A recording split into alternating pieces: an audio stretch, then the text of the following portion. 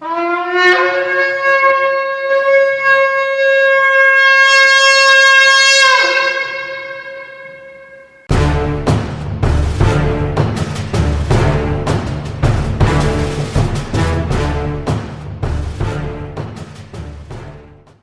a todos, vamos à nossa aula número 4 do curso de Escatologia. Vamos falar agora sobre a sequência dos eventos finais. Nós vamos falar de sinais físicos, sinais espirituais, sinais éticos, sociais. E nessa aula eu quero falar somente sobre sinais físicos. Nas próximas eu vou falar sobre sinais espirituais, etc.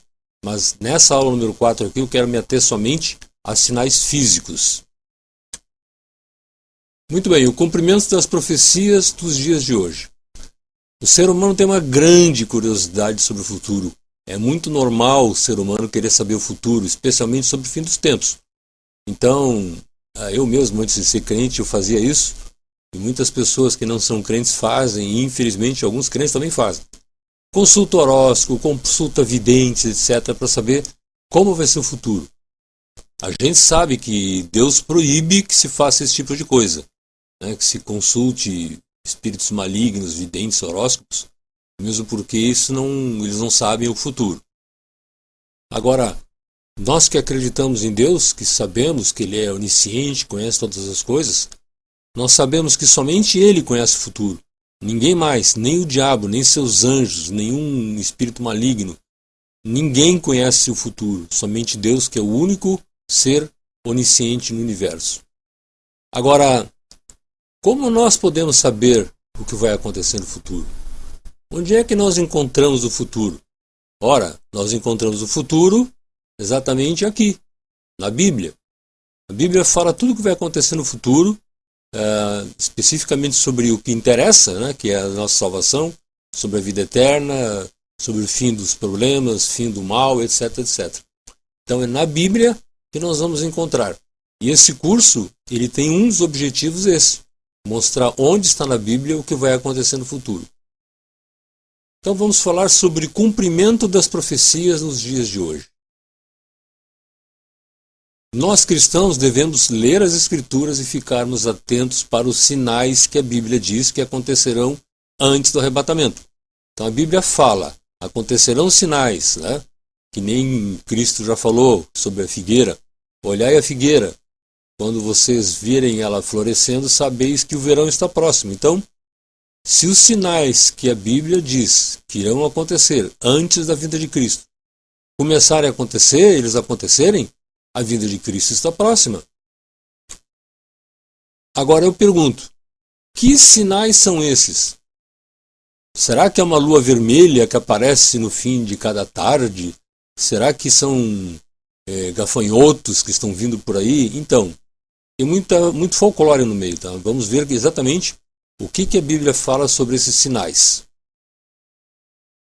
Antes vamos dar uma lida em Romanos 8, 22 e 23. Olhem o que está escrito. Porque sabemos que toda a criação geme e está juntamente com dores de parto até agora. E não só ela, mas nós mesmos que temos as primícias do Espírito, também gememos em nós mesmos, esperando a adoção, a saber, a redenção do nosso corpo. O que essa passagem de Romanos está querendo dizer? Ora, esse quadro aqui falado, no caso, foi extraído da ideia de um nascimento de uma criança. Esse ato leva a mãe da criança a passar por certos sofrimentos necessários. A mãe sofre quando está prestes a dar à luz, parto normal. E ela também tem uma certa angústia. Mas o resultado final, depois que a criança nasce, é satisfação e alegria. E ela nem se lembra mais de tanta alegria, não se lembra mais do sofrimento que ela passou, porque ela trouxe um filho ao mundo. Então, essa analogia com o parto mostra que, semelhantemente, a angústia que envolve o problema do mal no hoje em dia existe. E ela vai aumentando até a grande tribulação que eu vou falar daqui a pouquinho mais. Mas ele também fala, assim como nessa analogia com a mãe que dá a luz a uma criança, que virá uma nova criação, um novo mundo, uma nova ordem cósmica. Foi por essa razão que Jesus declarou em João capítulo 16, versículo 21, assim: A mulher, quando está para dar à luz, sente tristeza, porque é chegada a sua hora. Mas depois de ter dado à luz a criança, já não se lembra da aflição, pelo prazer de ter nascido um homem no mundo. Então vai ser bem assim. Essa analogia com o nascimento de uma criança, que vem a angústia primeiro, depois a alegria extrema, é a mesma coisa que vai acontecer conosco. Toda a criação, não só a raça humana, toda a criação está esperando com grande expectativa a revelação final. Porque existe aquela glória para a qual se encaminham os filhos de Deus, onde desfrutarão de perfeita liberdade e alegria. E nós vamos ver agora esses sinais físicos, e a gente vai perceber coisas que a gente não percebe no dia a dia. Quem se lembra, por exemplo, que nós jantamos ou almoçamos há 3 semanas atrás? Quem se lembra a roupa que nós usamos há uma semana atrás? Então, se a gente não consegue se lembrar coisas que aconteceram uma semana, ou 2 ou 3 atrás, imagine há 40, 50, 60 anos. Então, por isso essas estatísticas são importantes, para nos mostrar o que está acontecendo, coisas que a gente não consegue enxergar no dia a dia. Então, eu fiz uma estatística do que aconteceu com vulcões, terremotos, inundações ao longo dos últimos 100 anos, porque a gente não percebe essas mudanças. Será que está aumentando o número de vulcões? Será que está aumentando a intensidade dos terremotos? Como é que a coisa está acontecendo? A natureza geme e está com dores de parto até agora. Então, esse estudo também tem isso como parte. Vamos falar primeiro sobre erupções vulcânicas. Esse tipo de evento vem aumentando muito ultimamente. Notem bem, passou de 21 grandes erupções na década de 70 para 36 na década de 80, chegando a 51 no início da década de 90. Isso estatística até 1994. Então veja como aumentou essas erupções vulcânicas.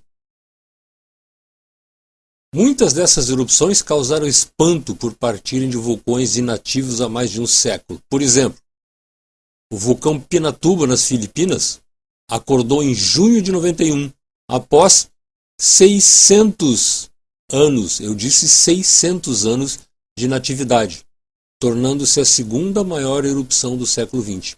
Então, um vulcão que estava inativo, um vulcão com 600 anos sem atividade, ele é considerado inativo. Ele estourou em junho de 91, após esse grande período de inatividade, e se tornou a segunda maior erupção do século XX. Ele lançou tanto material na atmosfera que circundou o globo em 3 semanas e cobriu 42% do planeta 2 meses depois. E as consequências dessa grande erupção não ficaram só ali nas Filipinas. Como consequência, apareceram rigorosos invernos, violentos furacões, que é o caso do Andrew. Aquele furacão Andrew dos Estados Unidos foi consequência do Pinatubo.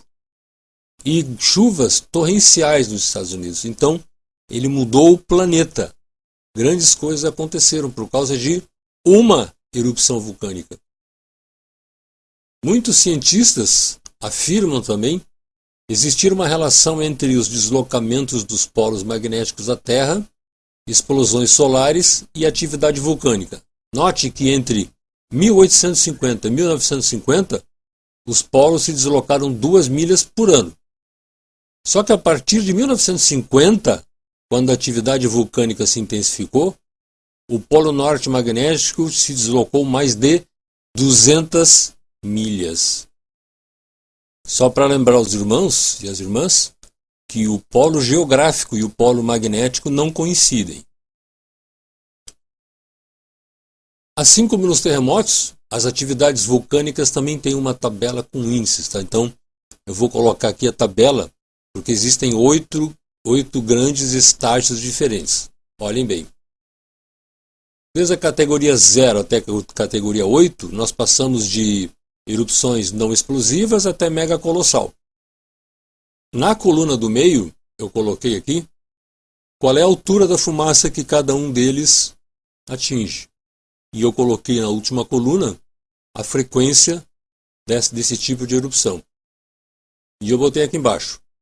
De 1900 a 1991 foram registradas 5 erupções categoria 5 e 2 categoria 6. Isso aumentou violentamente no início do século. Em 91 anos foram registradas 5 erupções categoria 5 e 2 categoria 6. Se vocês olharem a categoria 6 aqui, as cinzas, a fumaça atinge mais de 25 km e é uma erupção a cada 100 anos. Então nós tivemos 2 categorias 6 nesse século. Agora vamos falar sobre terremotos. Durante o século XIX aconteceram 41 grandes terremotos que mataram pouco mais de 350 mil pessoas. Então aconteceram 41 no século XIX e mataram pouco mais de 350 mil pessoas.